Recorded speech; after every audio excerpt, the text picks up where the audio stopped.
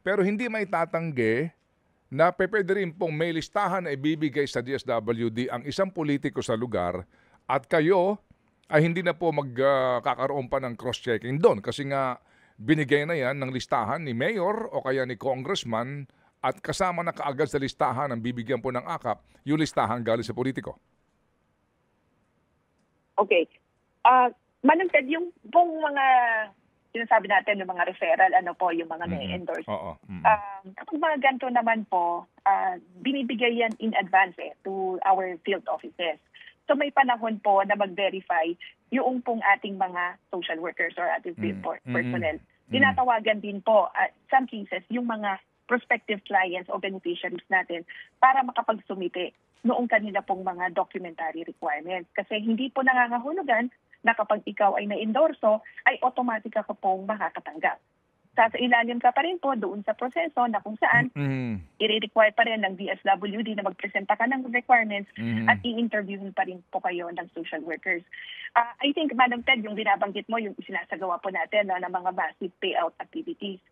Yung pong mga massive payout activities, ito po yung ginagawa doon sa mga covered court o mga gym.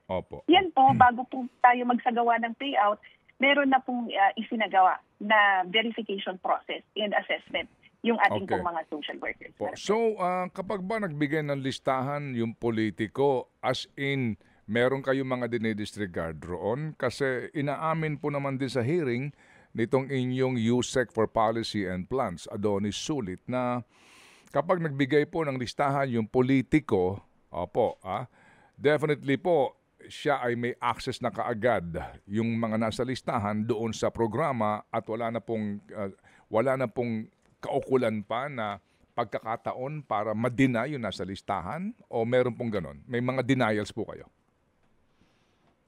Actually, Madam Ted, meron din po. Ito po ay dahil na-verify ng social worker na more than the statutory minimum wage po, no, yung tinatanggap ng individual. Maaari din naman po na na-deny sapagkat patay sa ating guidelines, nakatanggap siya ng assistance to individuals in crisis situation bago po di AKAP.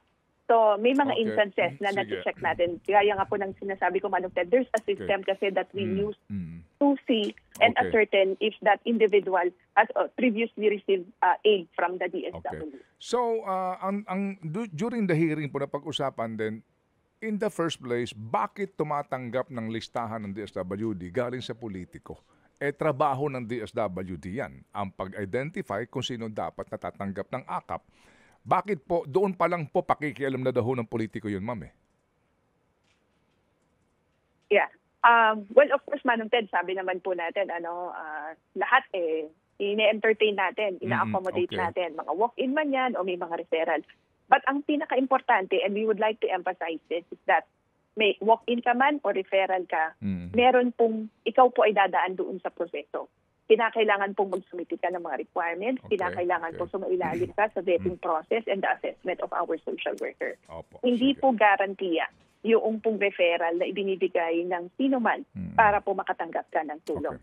Again, we follow what is stated in our guidelines. The process, particularly yung doon sa means of distributing the aid or providing the aid, yun po ay sinustod sapagkat nagko-conform din naman po si DSWD sa accounting rules. Okay, sige po.